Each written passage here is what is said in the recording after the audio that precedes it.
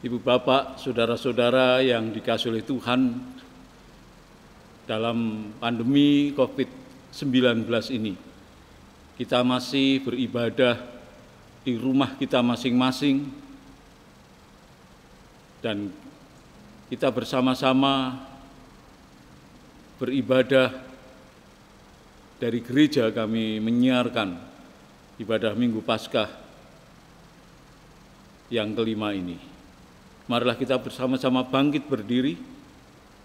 Ibadah Minggu Paskah kelima ini dimulai dengan percaya bahwa pertolongan kita adalah di dalam nama Tuhan yang menjadikan langit dan bumi, yang tidak pernah meninggalkan pekerjaan tangannya dan yang menggenapi janjinya kekal selama-lamanya.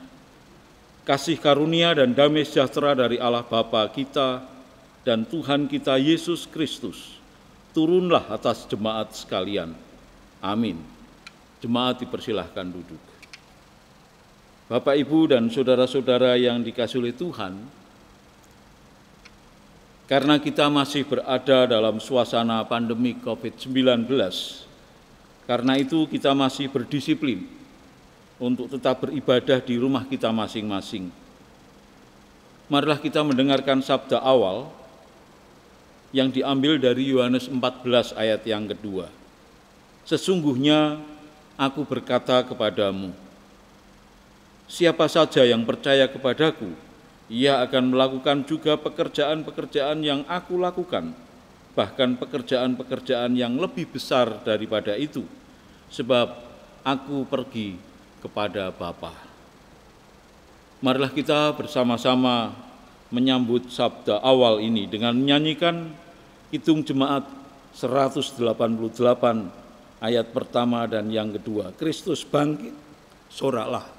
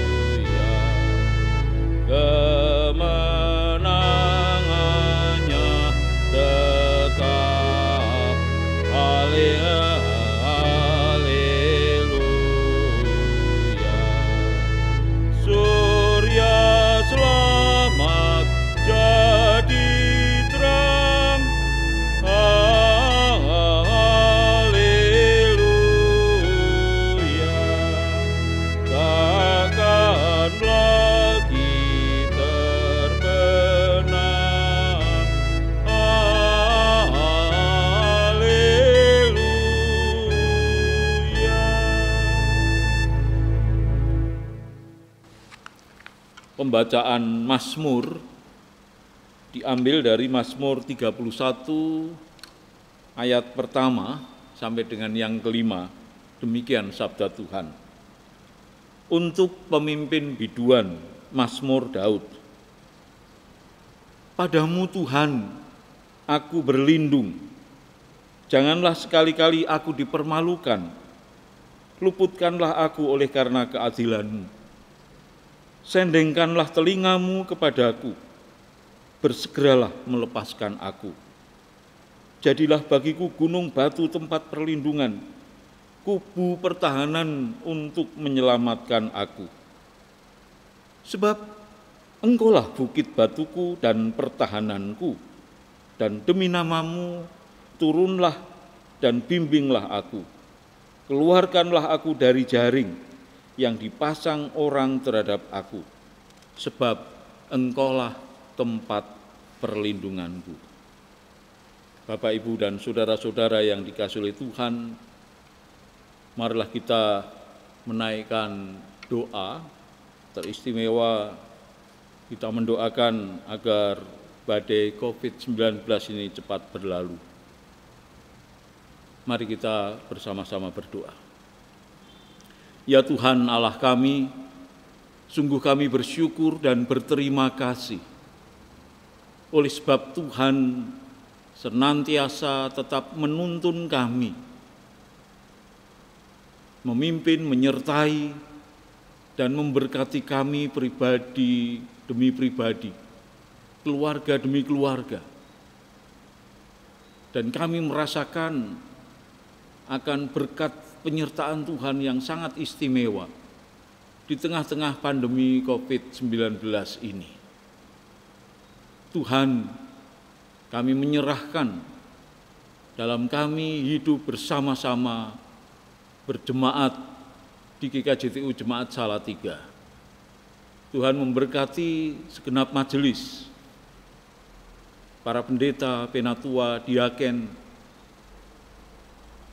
beserta dengan seluruh jajaran pengurus seksi-seksi pelayanan kategorial, baik itu kategorial anak, pemuda, remaja, perempuan, keluarga muda, maupun dewasa dan adiuswa. Semuanya Tuhan berkati, Tuhan sertai. Kami mendoakan secara khusus bagi saudara-saudara kami yang saat ini masih dalam keadaan sakit. Kiranya Tuhan menolong, memberikan kekuatan, memberikan kesembuhan bagi saudara-saudara kami ini. Tuhan juga memberikan pemulihan agar mereka pun dapat segera pulih kembali sehat seperti semula. Kami berdoa dalam kebersamaan kami di lingkungan Klasis Salatiga, bahkan kebersamaan kami di lingkungan Sinode GKJTU bersama-sama Yayasan Sion Salatiga.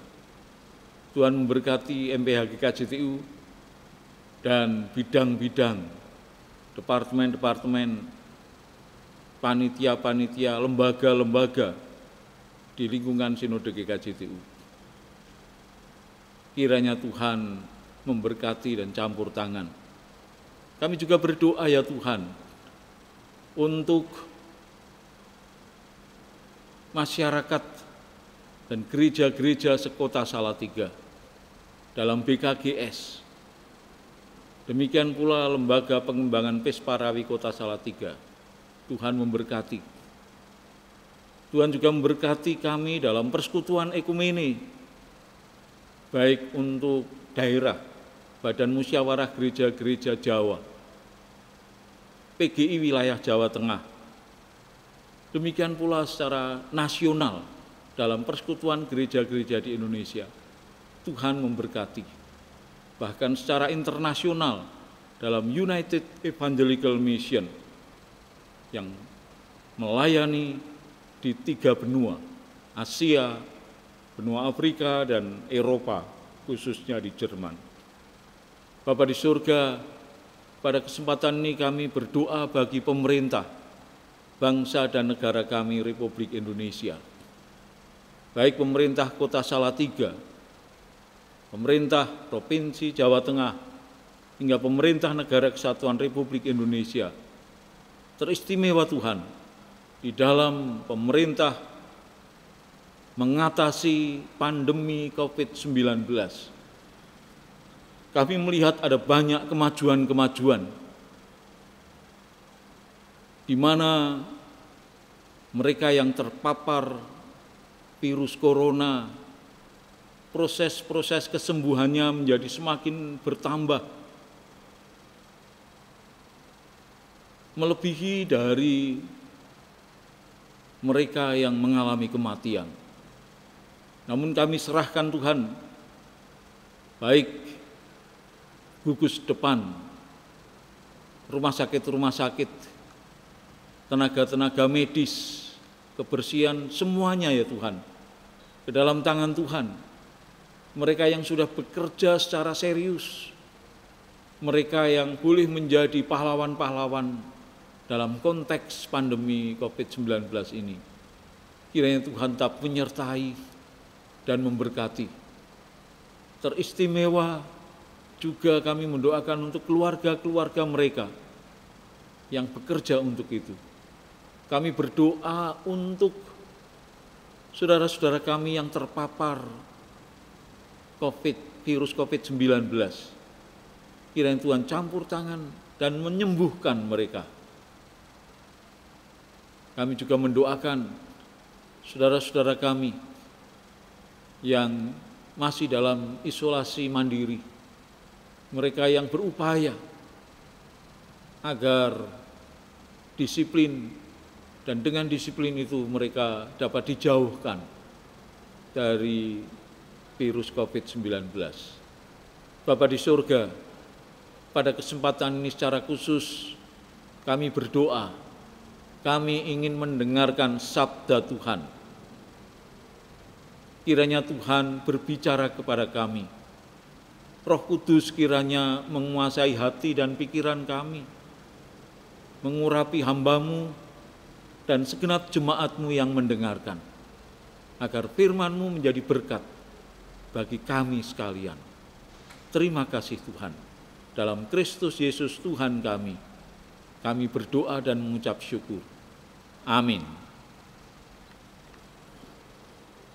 Bapak, Ibu, dan saudara-saudara yang dikasihi oleh Tuhan, sabda Tuhan yang hendak kita baca dan dengarkan bersama-sama, sebagaimana firman Tuhan ini merupakan bagian dari khotbah leksionari yang disiapkan oleh Sinode GKJTU, diambil dari kitab Kisah Para Rasul pasal 7 ayat 55 sampai 60. Kisah Para Rasul pasal 7 ayat 55 sampai 60.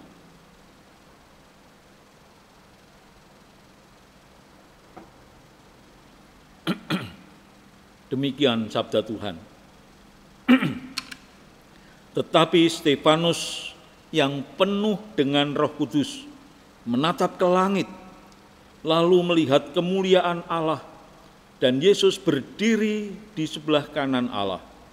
Lalu katanya, "Sungguh, aku melihat langit terbuka dan Anak Manusia berdiri di sebelah kanan Allah." Tetapi berteriak-teriaklah mereka, dan sambil menutup telinga, mereka menyerbu Dia. Mereka menyeret Dia keluar kota, lalu melemparinya dengan batu. Saksi-saksi meletakkan jubah mereka di depan kaki seorang pemuda yang bernama Saulus. Sementara mereka melemparinya, Stefanus berdoa.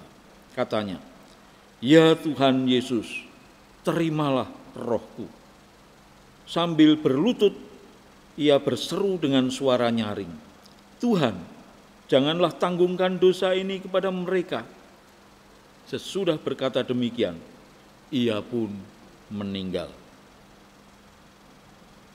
Jemaat yang dikasihi oleh Tuhan, demikian sabda Tuhan. Yang berbahagia ialah semua orang, yakni mereka yang mendengarkan firman Allah dan memeliharanya dalam kehidupan. Haleluya. Ibu, bapak, dan saudara-saudara yang dikasihi oleh Tuhan, marilah kita bersama-sama bangkit berdiri. Kita berdoa menyerahkan persembahan ini kepada Tuhan. Mari kita berdoa. Ya Tuhan, Allah kami, Allah yang senantiasa memberikan berkat-berkat dan melimpahkannya dalam kehidupan kami. Dengan penuh rasa syukur dan terima kasih Tuhan, perkenankan kami mempersembahkan sebagian dari berkat yang telah Tuhan berikan itu untuk kemuliaan nama Tuhan. Kiranya Tuhan sucikan, agar persembahan ini dapat dipergunakan bagi pekerjaan Tuhan dan bagi perluasan kerajaan-Mu. Kiranya Tuhan juga memberkati segenap warga jemaat-Mu. Kami juga berdoa, sebagaimana Tuhan Yesus mengajarkan kepada kami, Bapa kami yang di surga, dikuduskanlah nama-Mu, datanglah kerajaan-Mu, jadilah kehendak-Mu di bumi seperti di surga. Berikanlah kami pada hari ini makanan kami yang secukupnya, dan ampunilah kami akan kesalahan kami, seperti kami juga mengampuni orang yang bersalah kepada kami. Dan janganlah membawa kami ke dalam pencobaan, tetapi lepaskanlah kami daripada yang jahat. Karena Engkau-lah yang punya kerajaan, dan kuasa, dan kemuliaan, sampai selama-lamanya. Amin. Jemaat dipersilahkan duduk. Ibu bapak dan saudara-saudara yang dikasihi oleh Tuhan, tema dalam ibadah Minggu Paskah yang kelima ini, yakni tumbuh dalam kuasa Roh Allah yang mengherankan dan ajaib. Tumbuh dalam kuasa Roh Allah yang mengherankan dan ajaib. Dari Kisah Para Rasul pasal 7 ayat 55 sampai 60. Dalam situasi apapun, manusia akan mudah meragukan imannya, apalagi menyangkut dengan kenyamanan hidupnya. Pilihan-pilihan yang disediakan dunia adalah menjadi tantangan bagi umat Kristiani, tantangan bagi umat manusia untuk menjadi saksi bagi kemuliaan Tuhan melalui praktek dalam hidupnya. Belajar dari Stefanus, martir setelah Yesus Kristus, yang berani mempertahankan imannya kepada Tuhan, benar-benar menjadi contoh atau teladan hidup yang dapat memotivasi kita bagaimana umat Kristen menghadapi berbagai tantangan pada zaman ini. Kecenderungan untuk ragu-ragu begitu umum sekarang, bahkan dapat mempengaruhi sikap kita terhadap Allah. Ada banyak orang yang mendengar kebenaran firman Tuhan. Mungkin ia juga rajin dalam pelayanan dan dalam persekutuan. Namun, ketika orang tersebut menghadapi tantangan dan persoalan, seolah-olah imannya melempem, imannya tidak berdaya, bahkan sebagian ada yang hilang. Oleh karena itu, kisah Stefanus dalam Kisah Para Rasul 7 ayat 55 hingga 60 ini menjadi gambaran yang dahsyat dan luar biasa. Bagaimana seorang diaken Stefanus memiliki kesaksian iman yang begitu kuat, tangguh, santosa, dan tidak mudah dipatahkan. Apa yang baru dihadapi oleh Stefanus ini cocok dengan tema Sinode GKJTU. Tumbuh dalam kuasa Roh Kudus yang mengherankan dan ajaib. Dari nats ini kita bisa belajar dari kesaksian iman Stefanus yang tumbuh dalam Roh Kudus yang mengherankan dan ajaib. Yang pertama, kita belajar bagaimana Stefanus tetap setia di jalan iman kepada Tuhan, walaupun dia harus menghadapi ujian, walaupun dia harus menghadapi tantangan yang amat sangat berat. Apakah Stefanus ini orang jahat sehingga harus dibunuh? Tidak. Stefanus adalah orang yang baik, orang yang saleh. Apakah dia dalam hidupnya itu merugikan orang lain? Tidak. Stefanus justru suka menolong dan membantu meringankan beban orang lain. Dia sebagai seorang diaken melakukan pelayanan meja, pekerjaan sosial, memberikan pertolongan kepada orang yang berkebutuhan. Stefanus memiliki kepekaan sosial yang sangat tinggi. Tetapi mengapa dia diadili dengan tidak adil? Mengapa Stefanus dibunuh secara biadab dengan dirajam batu? Sangat tidak manusiawi. Ibu, bapak, dan saudara-saudara yang dikasihi oleh Tuhan, kita sadar bahwa manusia tidak cukup kuat untuk bertahan menghadapi berbagai tekanan dan tantangan. Seperti yang disampaikan pemazmur dalam introitus tadi, Mazmur 31 ayat 1-5. Supaya Tuhan melindungi dan memberikan pembelaan kepada orang-orang yang membutuhkan pertolongan. Disinilah Stefanus menjadi pribadi yang sangat kuat. Ia menjadi sangat kuat ketika dia benar-benar menyerahkan dirinya secara total kepada Tuhan. Dia percaya bahwa Tuhan memiliki kehendak dan rencana yang terindah bagi setiap orang, termasuk bagi Stefanus sendiri. Inilah sebuah keberanian iman ketika Stefanus harus menghadapi orang-orang yang tidak percaya kepada Tuhan. Dia pun tetap mempertahankan imannya kepada Tuhan. Yang kedua, kita juga bisa belajar bagaimana Stefanus mempertahankan status dan identitasnya sebagai pengikut Kristus. Stefanus mempertahankan status dan identitasnya sebagai pengikut Kristus yang tangguh. Ibu, bapak, dan saudara-saudara sekalian, Stefanus bukan hanya pejabat diaken gereja saja, tetapi identitas sebagai pengikut Kristus inilah yang terpenting. Identitas sebagai pengikut Kristus dipertahankan Stefanus sekalipun dia harus menghadapi kematian, sekalipun dia harus menghadapi maut.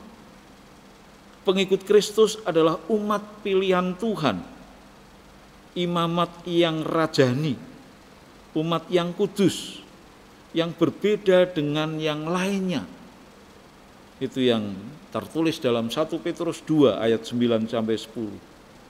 Identitas dan status sebagai umat pilihan Allah inilah yang dipertahankan oleh Stefanus dengan penuh rasa tanggung jawab.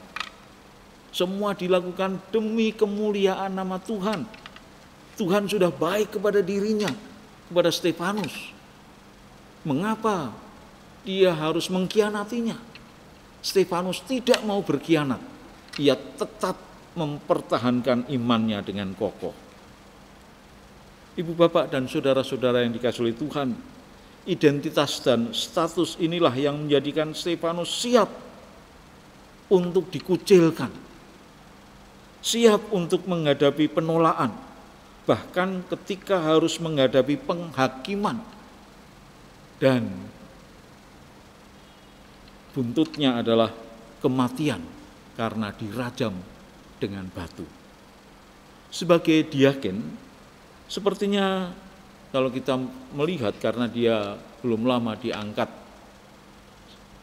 sebagai diaken gereja yang membantu pelayanan meja, belum berbuat banyak dalam pelayanan meja. Namun peristiwa kematian Stefanus yang fenomenal ini telah menjadikan dirinya sebagai legenda martir yang kematiannya terjadi setelah Yesus menjadi martir.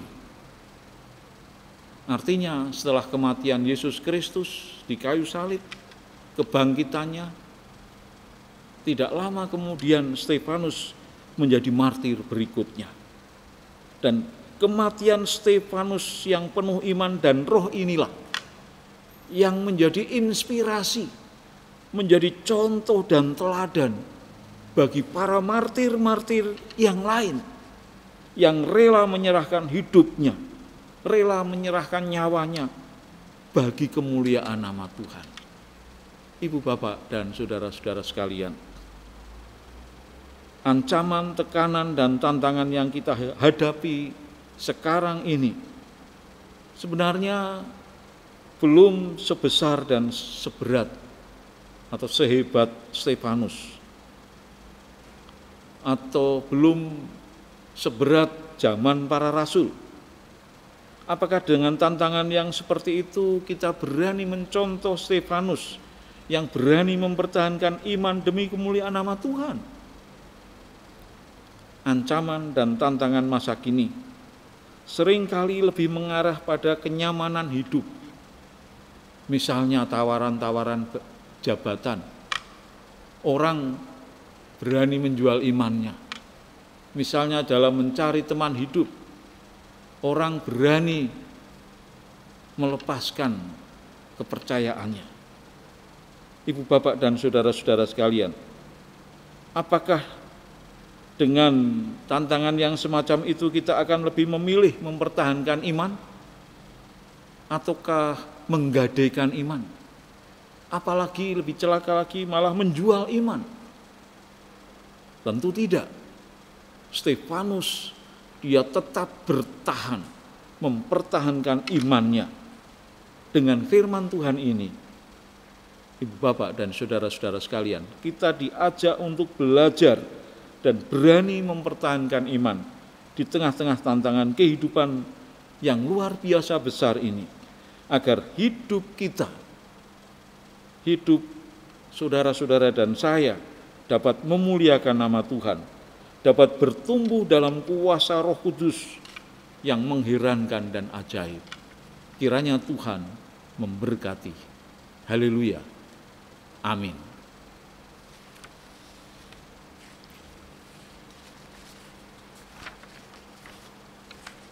Marilah kita bersama-sama menaikkan doa kita kepada Tuhan. Mari kita berdoa. Ya Tuhan Allah kami, sungguh kami bersyukur melalui firman Tuhan ini kami boleh dikuatkan, kami boleh belajar dari Stefanus, menyontoh, meneladani dalam kesetiaan, berani mempertahankan iman di tengah-tengah tantangan, cobaan, ujian hidup. Kiranya Tuhan menolong kami segenap warga jemaat-Mu, agar kami dapat hidup dengan setia kepadamu. Bapa di surga, kami juga menyerahkan dalam seluruh kehidupan kami di tengah-tengah pandemi COVID-19 ini. Biarlah kami menjadi orang-orang yang tangguh, orang-orang yang kuat, orang-orang yang dewasa di dalam iman, yang berani mempertahankan iman dan berani menyaksikan apa yang kami percayai kepada sesama kami.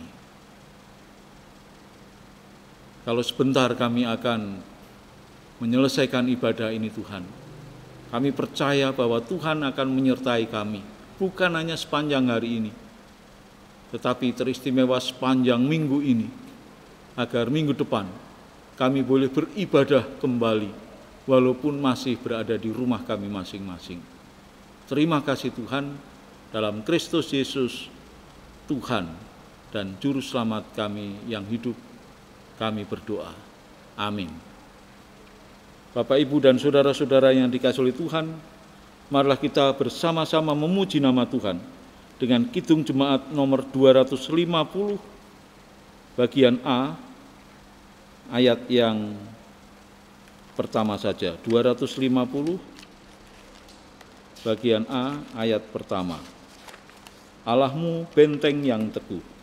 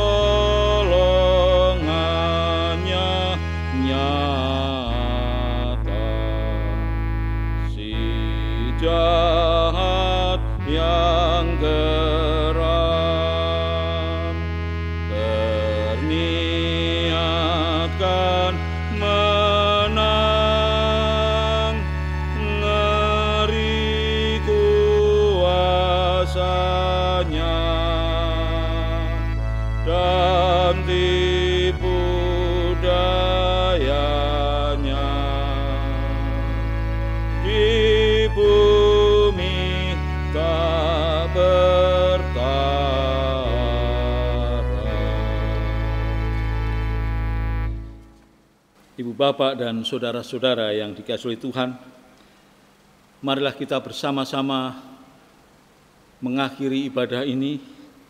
Kita bersama-sama bangkit berdiri. Marilah kita pulang dengan damai sejahtera. Jadilah saksi-saksi Tuhan dimanapun saudara-saudara berada, dan jadilah berkat bagi orang-orang di sekitar saudara. Terimalah berkat Tuhan. Anugerah Tuhan Yesus Kristus, kasih Allah Bapa, dan persekutuan Roh Kudus menyertai saudara-saudara sekalian. Amin. Kita akhiri dengan menyanyikan Kidung Jemaat 408, ayat yang pertama. Di jalanku ku diiring.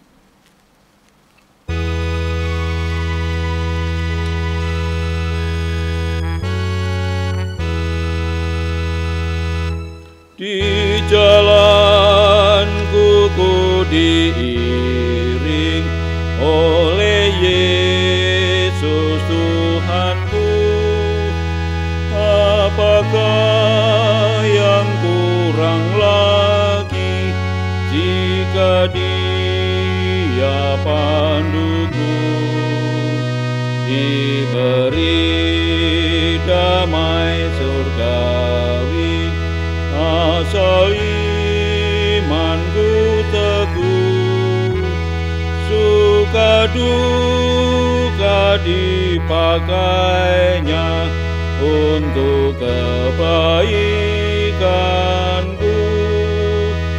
Suka duka dipakainya untuk kebaikanku.